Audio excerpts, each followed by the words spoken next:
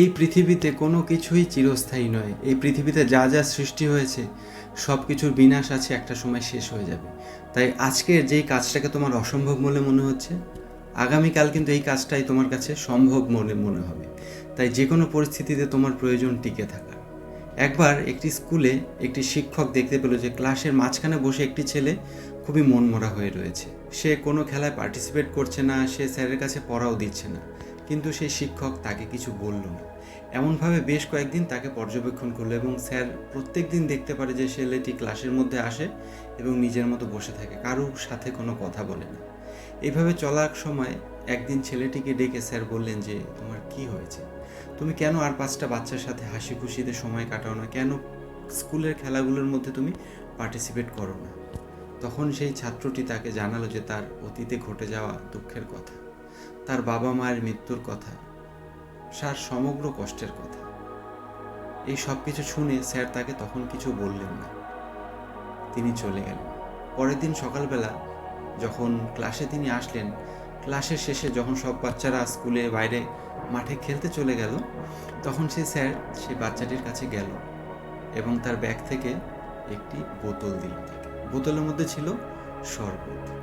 তখন সেই ছেলেটিকে বলল যে, তুমি শরবতটা খাও। তখন সেই ছেলেটি এক ঢোক খাওয়ার পরেই বুঝতে পারলো যে শরবতটা নুন কাটা খুবই। তখন সে তার স্যারকে জানালো যে এটা তো স্যার খুবই নুন কাটা। তখন সেই শিক্ষক মহাশয় বলল যে ঠিক আছে, এটাকে আমি বাইরে ফেলে দিচ্ছি।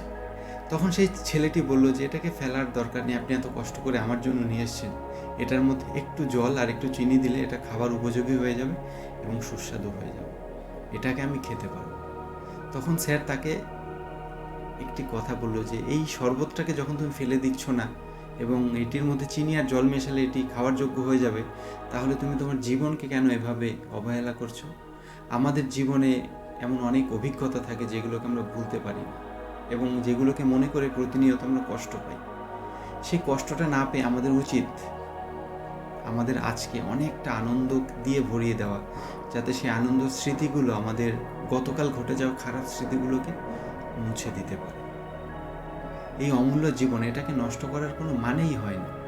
প্রত্যেকটা মানুষের জীবনে খারাপ স্মৃতি থাকে, খারাপ অভিজ্ঞতা থাকে। সেই মানুষটাই সফল হয়, যেই মানুষটাই সুখী হয়, যেই মানুষটা বর্তমানে অনেক ভালো মুহূর্ত দিয়ে সেই খারাপ মুহূর্তটাকে ভুলে যাওয়ার চেষ্টা করে।